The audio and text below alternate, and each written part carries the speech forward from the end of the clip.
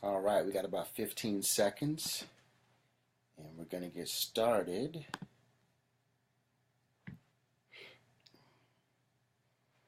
All right, it's here.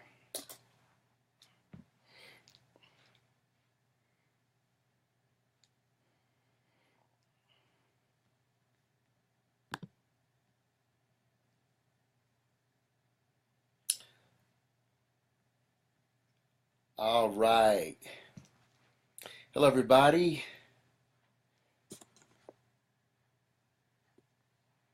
All right, my instructor Kaya, hey. And I think I saw Jaden as well. How you doing? Thank you so much for joining. I'm going to give a little more time for people to join here. And this is my first time doing this, so I'm looking to see.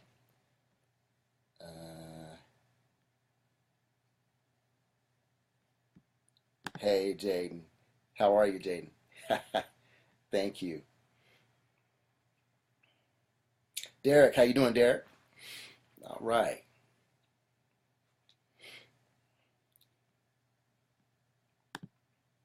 I'm going to give people a couple more minutes. It's 8:01. Just going to give it 2 more minutes and we're going to get started here. This is Cultivating Intimacy, my first one. I'm excited to do this tonight. And again, thank you to everybody who's joined. If you can hear me okay, please let me know. If you cannot, please let me know. Can everybody hear me okay?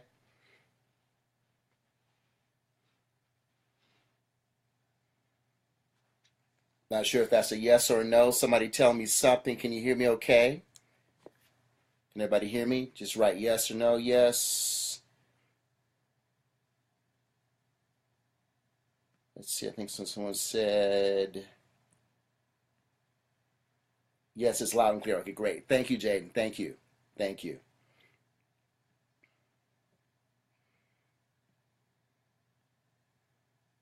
All right. I'm going to give it a few more minutes here. Couple more minutes. And I hope everybody's doing well on this hot Atlanta Tuesday evening. Nice day today. Very nice day. It is spring. It is spring. Milani, hey, how are you? Milani Shani. All right.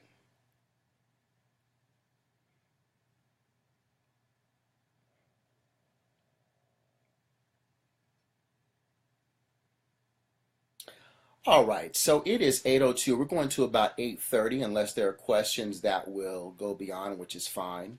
I'm going to go ahead and get started and just like kind of let people join as they come. So this is called Cultivating Intimacy. My name is Kizimbe Abena, and I am a Reiki master teacher, energy worker, Tantra professional, and also channeler, and also Dom. So I do work in several different areas. My focus really is about intimacy, really in the non-sexual sense. Um, and it's really about love. It's about connecting us to ourselves. So loving ourselves again, loving source again, and loving life again. I believe that everything is about our foundation in this existence on earth here is really about how well we can access and use and live in the energy of love. So that's what really cultivating intimacy is about. I'm going to be talking every Tuesday at 8 o'clock p.m. on various aspects of love, various aspects of intimacy, so that we can really discuss on how to get closer to ourselves and to each other and just how to be more emotionally healthy. Um, what I do is I do couples and singles work, and I do a combination of coaching and a combination of energy work. The reason I do the coaching work is because, simply put, not enough people are really being listened to. And there's also not enough space where people can truly be themselves. I've had many, many clients that really just like to sit and talk. And I think that is a very important component of health. I think when we speak from the heart, our heart heals. and I've seen it many, many times. And I think when you listen to someone truly, when they're speaking their truth, they feel honored. They feel like they're like their soul and that their being is being honored, and that again, like they're being listened to and they're being regarded as a human being. So there's an exchange that's going on. So that's what I do. And in addition to that, I do energy work as well. That, of course, is about, from an energetic perspective, healing and realigning things that the conscious mind may not be so aware of, going and transforming those things energetically to then help the conscious life and to help the everyday life. I think that everything has an energetic origin first, and then it shows up in the physical, or it shows up in the mental or the emotional being of the person. So I tend to have that approach. So it's really approaching the four body system, but it's using coaching and it's using energy work.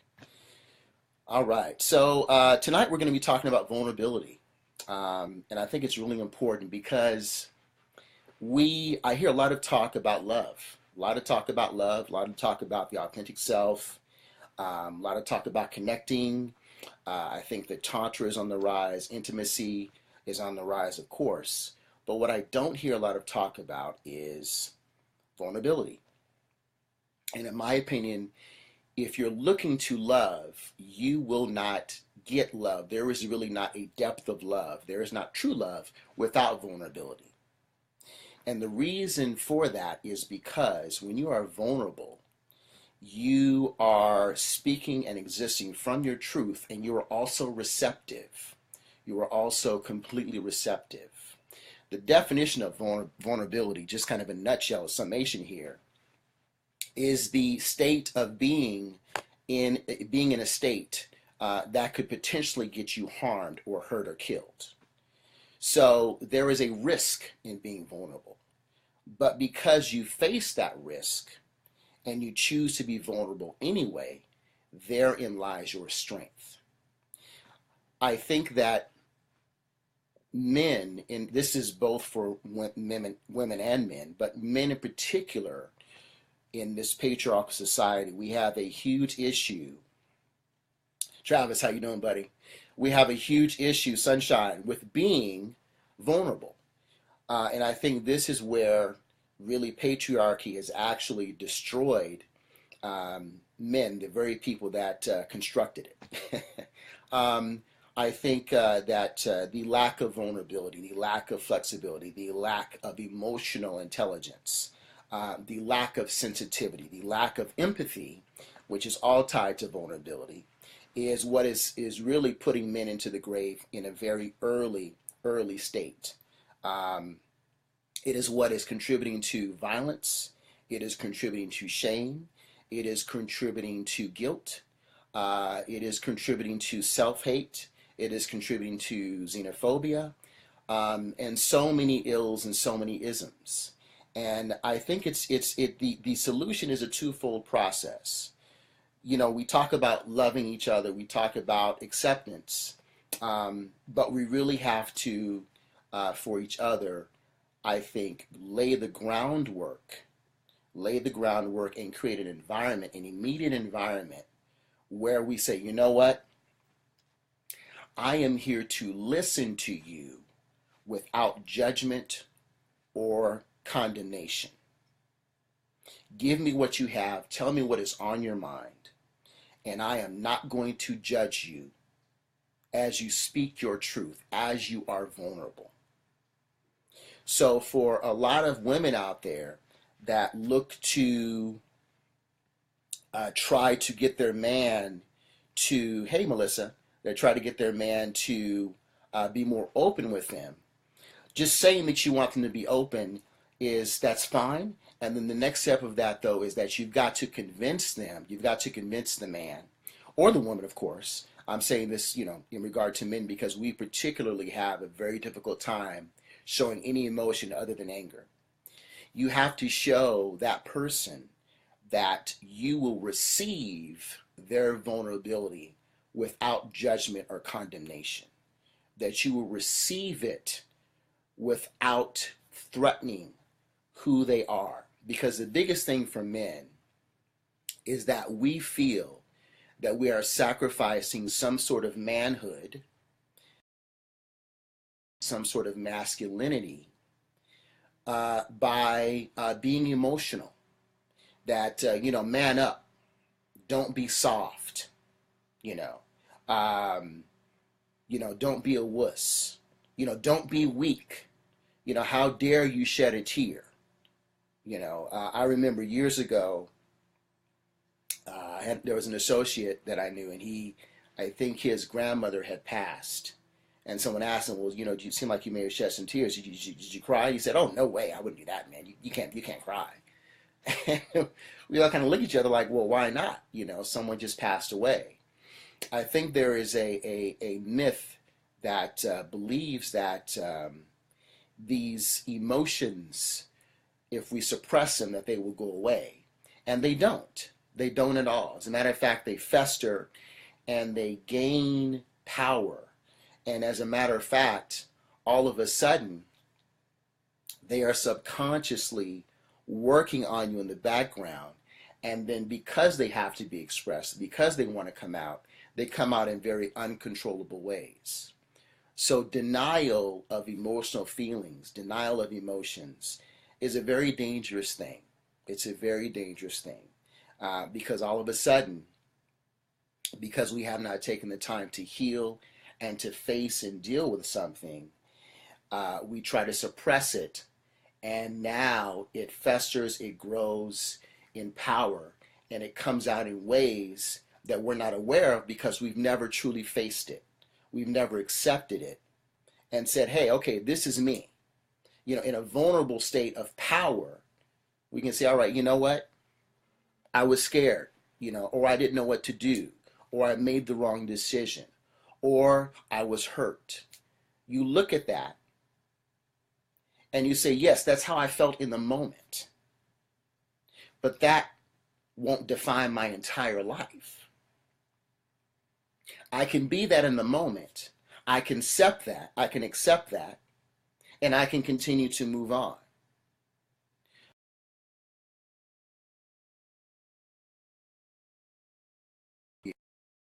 And really interesting thing I heard was we had actually a guest. Hey, Gloria.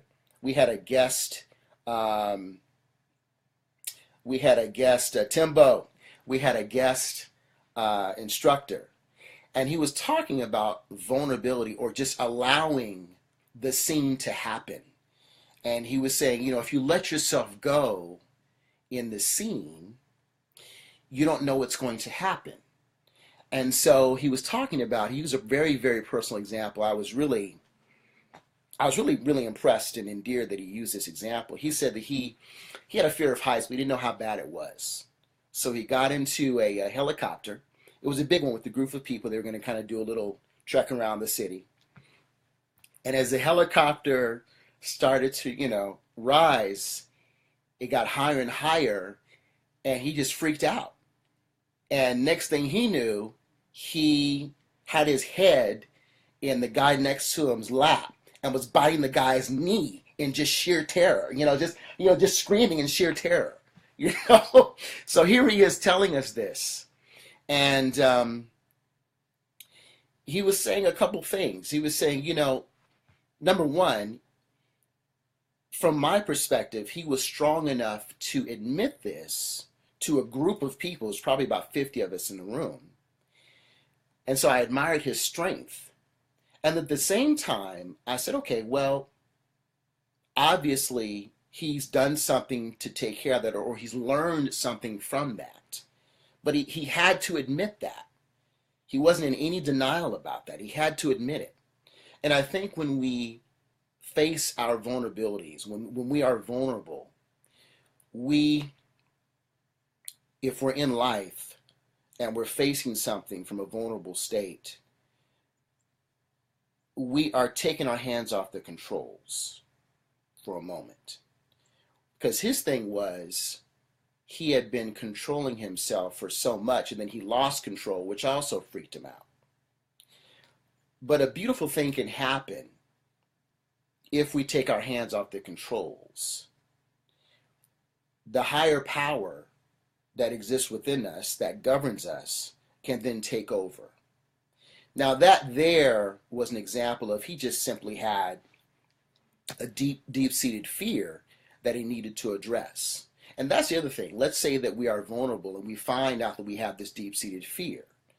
Well, then it can also show us ways in which we need to grow, ways in which we need to transform and change, which is also always good.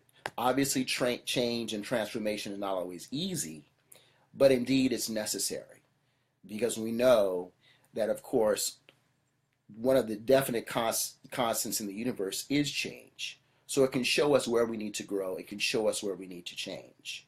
But also what it can do is, once we are vulnerable, that means we are open to receive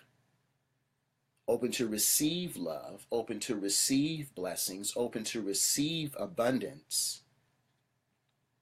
We can end up having a life that we never would have imagined had we maintained all the control that we thought we had, which is really just fear.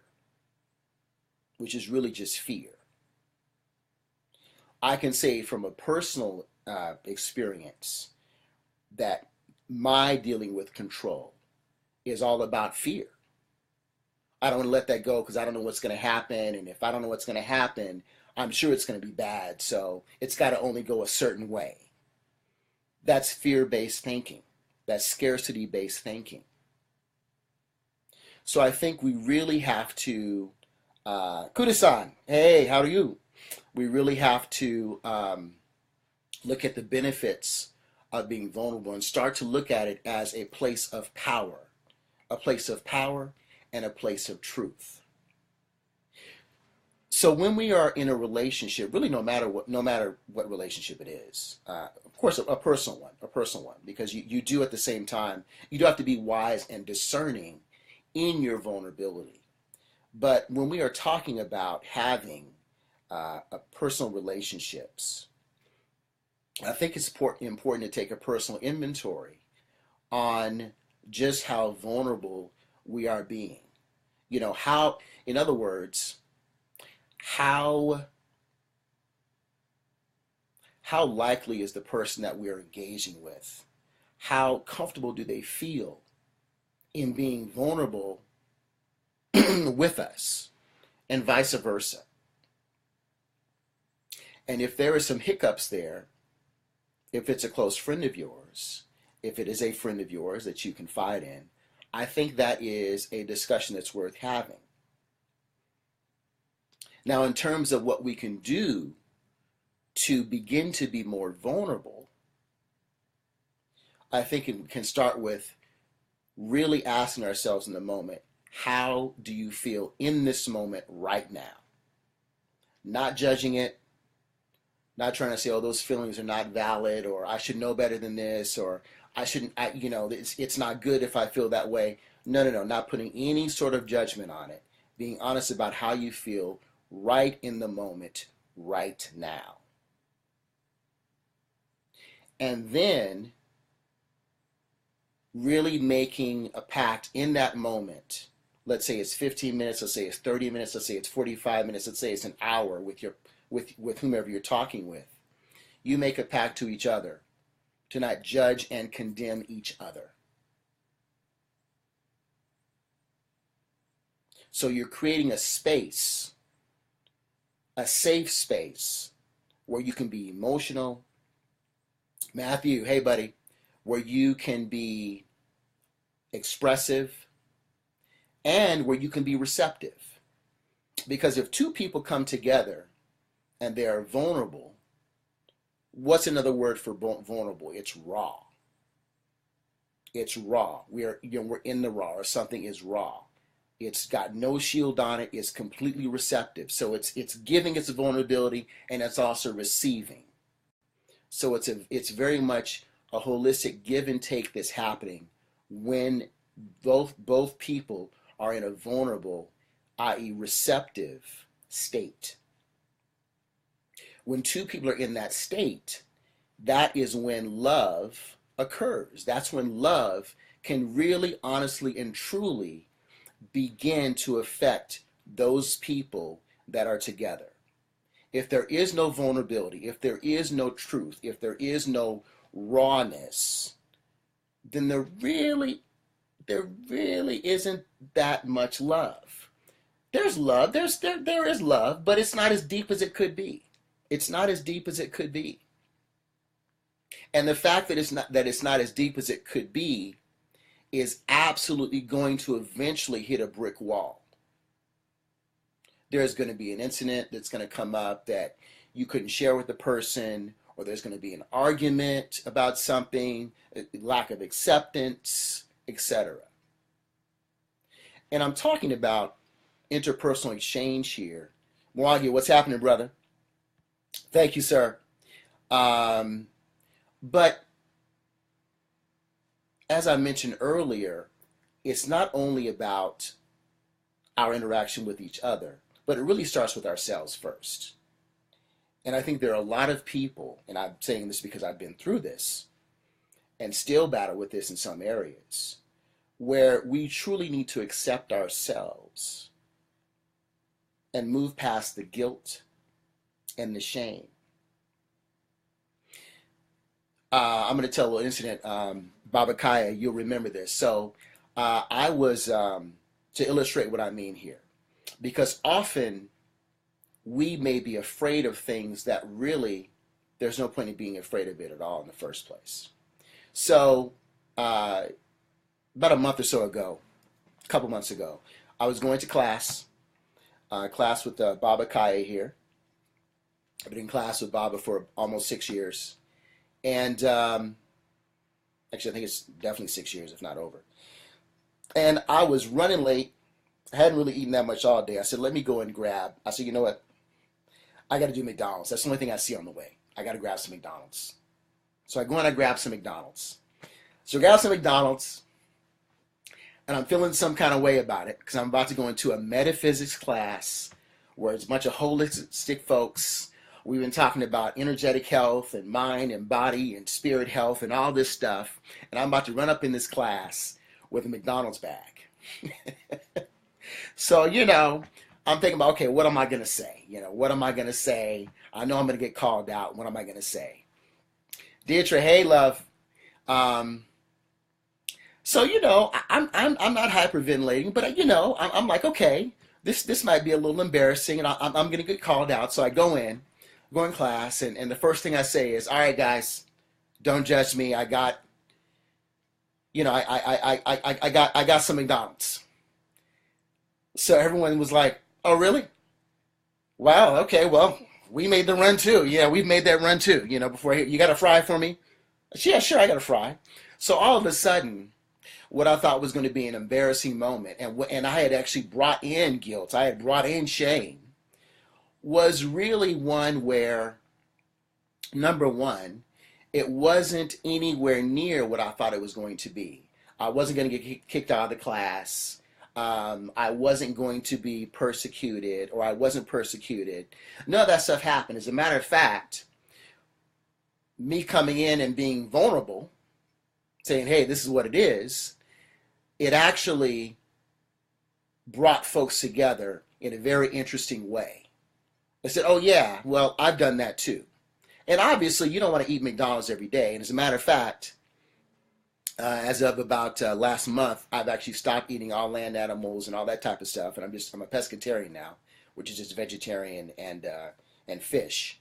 But being vulnerable opens you up to connect with others. And you find that if you are just by yourself and you don't reveal your true feelings, you don't reveal your truth, you think that you're the only one. You think that you're the only one going through what you're going through. You think that you are the only one that is having, you think, looks like I've got a poor connection. I hope you guys can still hear me. You think that you're the only one that's struggling. And so then you develop shame about it. You develop shame that's completely unnecessary. I'm not saying that all issues are this way, but I would even venture to say that most that we carry a lot of guilt and shame that is completely unnecessary. And if we opened up our hearts, opened up our spirits to the right person, if we agreed with another person to be able to express ourselves and express our honesty and our truth in a non-judgmental way, and that it be received in a non-judgmental way, healing would occur, and we would know that we were not alone. And I'm sure everyone knows this. There are a lot of lonely people right now. Many, many, many lonely people. And I think one of the reasons is because we have not, well, there are many reasons. One of them is we have not mastered the art of vulnerability, which means we have not mastered the art of love, and we have not mastered the art of acceptance. So I just really want to encourage folks to any opportunity that you have, understand that that's to be vulnerable is an opportunity for growth. It's an opportunity for you to love yourself deeper, because if you vocalize what you think may be an issue or something that you want to change, you're saying, okay, you know what? I know I have this, but I'm going to love myself anyway. And yes, I'm admitting that I have this, but I want you to love me anyway. I want you to connect with me anyway. And when we do that, what happens is that once we go through that process, when we see someone else with issues, when we see someone else being vulnerable, when we see someone else carrying guilt, because we've gone through that process ourselves, we become more empathetic, and we therefore become more accepting. And when we are vulnerable and empathetic and accepting, then we can embody love much easier. And when we embody love, we give other people the permission and the inspiration to do the same to themselves and to others. So no man is an island, and we need each other, and we need to love each other, and we need to accept each other. It does not mean, just as I expressed to you in the scenario where I had McDonald's, that okay, it's okay to eat McDonald's every day. No, not at all. As I said, I don't do it anymore. But it is important to understand and accept where you are, to understand that you are not going to be defined solely by that, but to understand that, okay, in that moment, that was you being honest in that moment. And that's all it is. And I can move on from that. So I see we got some comments here, and I'm going to see how I can access these. Let's see here.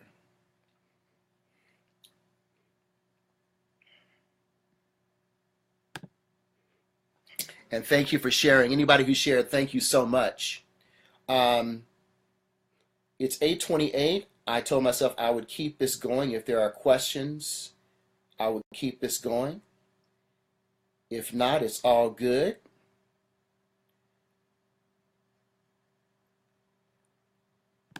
But what I really want to, again, what I really want to impress upon everyone is to really push for vulnerability in your life. I challenge you to challenge yourself to be vulnerable. I have a year challenge that Spirit brought to me to do for myself and my own act of vulnerability, and that is I have to post. I love you because I call it the I love you because project. I have to post why I love someone every day for a year on my Facebook page. So if you've been on my page, you've probably seen me do that. I have to do that. And it's been a very interesting process because it's forcing me, and I just do it randomly. You know, it's very easy to do with people that you know very well or that you've been knowing for 10, 20, 30 years. And still good to do. but I'm doing it randomly. And doing this is really interesting. You know, when you are putting yourself out there, saying publicly that you love someone for some reasons, it is really, uh, it is vulnerable in that you don't know how the person was going to respond to that, particularly man to man. You don't know, and I didn't know. And to be honest, there were some times I said, "Well, I'm just going to say this, and let me see what the response is." And I just wasn't sure, but I knew it was something that I had to do. And of course, so far the responses have been fantastic. But I knew that that's something that I needed to do. So it's about me living it and being it, and me trying to inspire that in others. So whatever you feel that you need to do, however your heart is directing you to be in terms of love and vulnerability and acceptance, I really challenge you to do that. Um, Let me see here. I've got some questions. Let me back this up. Let me see. Vulnerability with our humanity is important. That's what Tavon says. Yes, sir, it is. Indeed. Indeed. Any advice on being vulnerable with an individual that is not open? Yes, this is a Timbo Slice. Timbo, I think what you need to do is take it in baby steps. Um, and again, as I was saying, I think that the thing to do is to really meet that person where they are. You can either start with, first of all, lay the foundation and say, and have an agreement in that moment. Again, it could be 15, 20, 30 minutes, an hour, 2 hours, however long you want to be. I just say, we're going to have a conversation where we are not going to judge each other. We are not going to judge each other. We're going to be completely accepting. Completely accepting. And you can even go further and say, listen,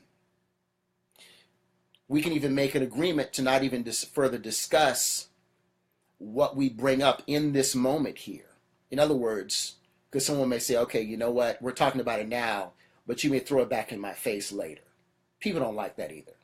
So maybe you need to even say, you know what, whatever is said now in this moment, we are not going to bring out, we promise to each other to not bring it up and throw it back up in each other's face. We can have this discussion again about these things we bring up in this discussion, but under the same principles, under the same guidelines. So that's number one. Agree to be accepting and non-judgmental and to receive. Second, ask them how they feel in that very moment. Get them in touch with truly how they feel in that moment, in their body, in their body. Perhaps it would help to even have them put their hand on their heart and their hand on their sacral or on their stomach. I just talk about how they really feel, how they feel. And this again, this is probably, if the person's not open, this is probably going to be a process, and it could take a few times. It could take a few separate discussions. It could take a few separate discussions. But if they're willing to sit down and try it, then I would say that they're probably willing to change, and they probably know that they need to change, but they just don't know how. Then you can so that's number two. Then you can, if they're still having issues about how they feel in the moment, you can have them start to talk about what is really important to them in life, or what are their dreams, or go back to childhood and talk about a time that affected them profoundly. That is to get them in their feelings. How do they feel about that? How has that affected them? I think that people want to talk. They're just afraid that what they say won't be accepted. But people want to talk. So get them to talk first, and get them to talk about them first, and let them know that whatever they're saying is being accepted. It's being taken in, and it's being accepted. They've got to know that. They've got to know that. Start there. Start there. Start there. Let's see here. Sunshine. Are there any exercises that I can do to enhance vulnerability? Um, that which I just mentioned is good, Sunshine. It's really good, and I think it starts with a conversation because people need to hear themselves be vulnerable. They need to hear what is in their heart. They need to hear themselves speak it out of their mouths. So that's really good. Then you can also get to some hand to heart exercises. These are things that I do in my couples therapy and also singles therapy. And we can talk offline about that. Let me see if I can give you one that you can do. Real good one to do is having, I actually just did this in a workshop at the Healing Encounters workshop with Milani, Shani, and Melissa Lewis that they put on at Results Central a few weekends ago. So basically, two people face each other, preferably sitting with their legs crossed, or they can be in a chair, and they put out their right hand on each other's heart, and then if that person has their hand on my heart, then I cover their hand with my left hand. So my left hand is on their heart, my right hand is on their heart, I'm sorry, and my left hand is covering their hand on my heart. And then you can kind of go through those questions, that process of how do you feel in the moment. We agree that this will be a non-judgmental space, an accepting space. Let's talk about what affected you the most from your childhood, etc., etc., etc. What brings you the most joy? Those sorts of things. And look in the receptive eye. Look in the receptive eye. So the receptive eye is going to be, since I am right hand dominant, my receptive eye is my left eye. Okay, so you're going to look at that with each person. Each person looks at the other person's receptive eye. Do that. That's a really good exercise to do. Very simple, very easy. Let's see here. Let's see.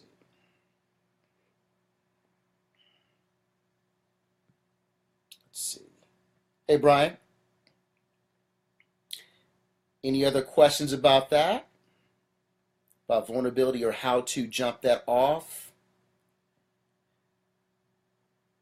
You're welcome, Sunshine.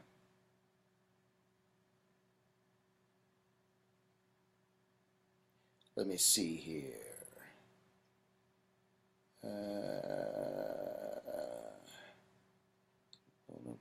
Let's make comments. Let me see here.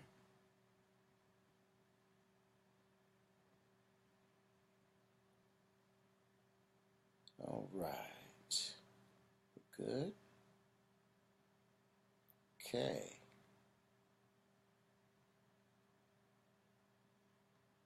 All right. Let me see here. One from Tavon.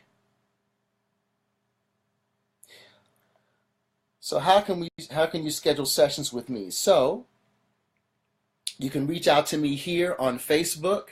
I actually put it in the top notes here for this live cast. So I have my number here as well. My phone number is 310-922-8357. Again, I do singles and couples. You can also send me a message on Facebook, or you can give me a call. I am located working out of two places, in Stone Mountain, then also off of Presidential Parkway. So feel free to reach out to me. And again, I really enjoy what I do, and I can't stress enough the importance of just really understanding and loving the self first. So the work that I do, I really focus on getting to the core of who you are. What I found in the work that I do is that we don't even know We don't even know who we are. People throw around the term representatives, oh yeah, I met such and such as representative, and all that type of stuff. And absolutely, absolutely, and then people find that they're frustrated in life, and they're mad at themselves. Well, you're mad at yourself, but you're not even mad at your real self, because you haven't even really met your real self yet. You're mad at your representative. You're mad that your representative is a composite of your family, your community, your school, your job, your church, however. But you're mad at that because you know that's really not you.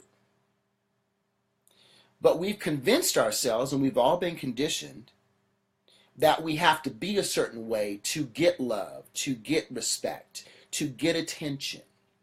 So I love, and one of the things I do in my practice is really just getting down to the bare bones, to the rawness, the vulnerable truth and the power of who you are, and also what you were brought here to do. Why have you come? A lot of us are angry because we don't know why we're here. We're doing stuff that we don't want to do.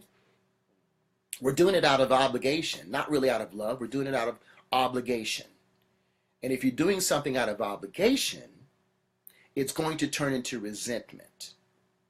Now, let me qualify that real quick, because we're all adults here. There are things that you're going to have to do which requires discipline. Discipline really reflects your maturity. And sure, you may not like what you do all the time, but at least let's understand and let's accept who we are, and let's be aware of why we are here. And in all that we do, let's find a piece of ourselves in all that we do, because then that's in that way we make what we do our own, and that becomes empowering, and that then we are able to bring our unique gifts and our unique energies to whatever we do. But we have to know who we are first. We have to know why we're here first. So in my practice, that's one of the things that I do as well. I'm just going to see if there are any more questions, comments, concerns. Will the process help men? Melissa asks, will the process help men who have been hurt and can't open up to relationships? Absolutely. Again, there are no guarantees. We have to allow time to heal wounds, and we have to allow time to shift and transform people. I think that if someone is engaging with another and they have expressed the fact that they want to change and they know that they need to change, I honestly think that they will. It is not to say that you always have to wait, because sometimes people are on different timelines. Sad but true. Sometimes people are really just on different timelines. However, everyone has a process, and you really don't know what that process is. You don't know the duration of that transformation until you get into it. But you've got to give it a chance. I think one of the biggest mistakes we make is that we tend to bail out too soon. I think that we are in very much a microwave Twitter culture, where things have to be solved in 144 characters, and food has to be cooked in 3 minutes.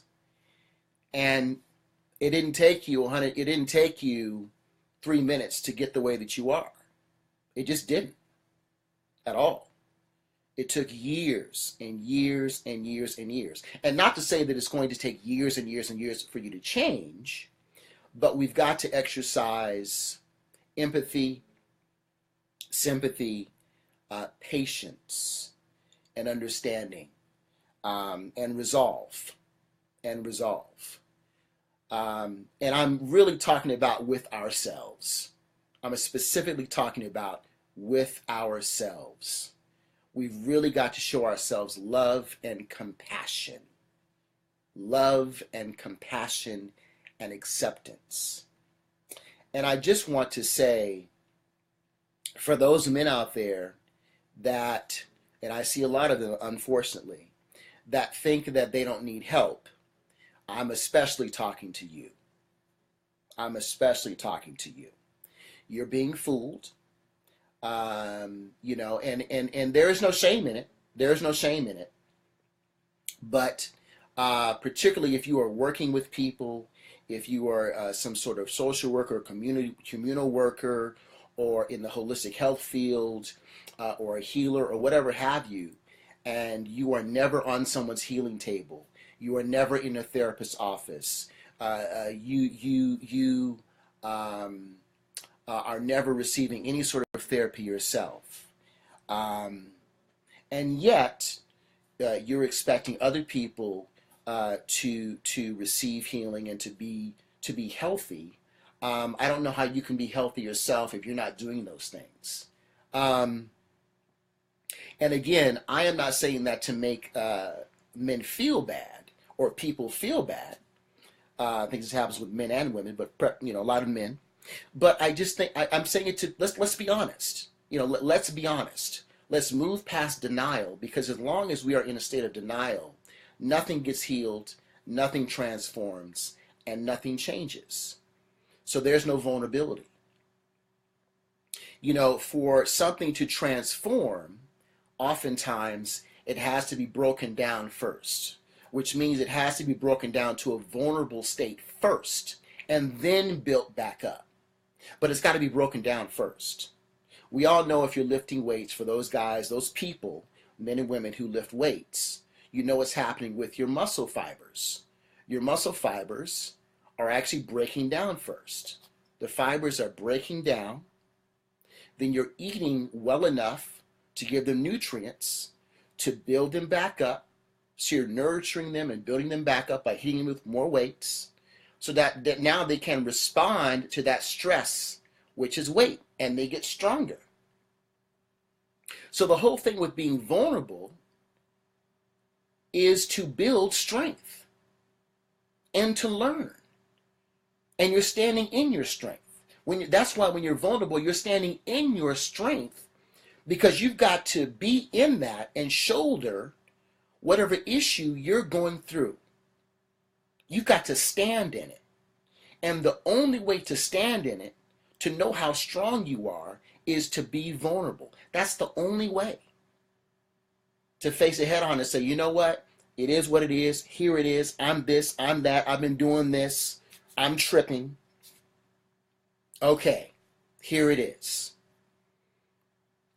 And then when you find yourself in a vulnerable state, and then you find yourself, as you have engaged a friend or friends or lovers or therapists or healers, get built back up, and you're back on top of that mountain. The only way you know you're on top of that mountain is because you are down in the valley. That's the only way you know. The only way you know how high you are is because you know how low you've gone. That's the only way. So we have to go through these cycles. We have to go through these cycles to develop and sharpen skills so that our gifts can surface, and so that we can use them for ourselves and also teach and use them for others. Gifts that we have are not just for ourselves. As a matter of fact, there's an old saying that says the gifts that you have are really for those around you. And I believe that. I really believe that. So understand that our being vulnerable is not just for us. It's for everyone around us as well. It's for our family, our friends, our lovers, our wives, our husbands, our brothers, our sisters. if not by example, then just for the energy of inspiration, for healing. If you are a healer or if you consider yourself some sort of leader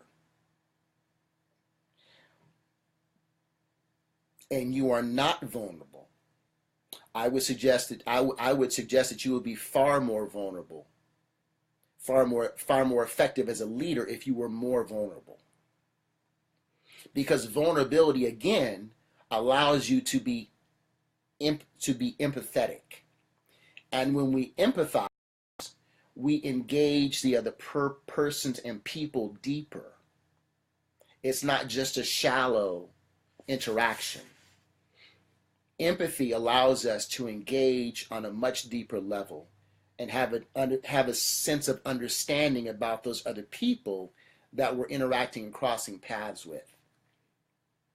And if you are a leader or a husband or a wife or a father or a mother or a teacher or a therapist, you are able to further, through awareness, pinpoint and engage and help that person be a better human being through empathy, which comes from vulnerability. Let me just see if there's any. All right. Thank you, Sunshine. Let's see. All right, Melissa, thank you. All right, Tavon, you receive it. All right. All right, so it's 8:51. Any more questions? Any more questions? If not, we can close it out. Oh, hold on, I got something else here. Oh, you're welcome, Melissa. All right.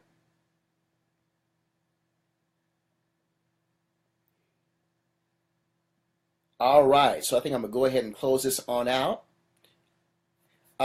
So again, this is my first one. I want to thank everybody who came tonight. Thank you so much.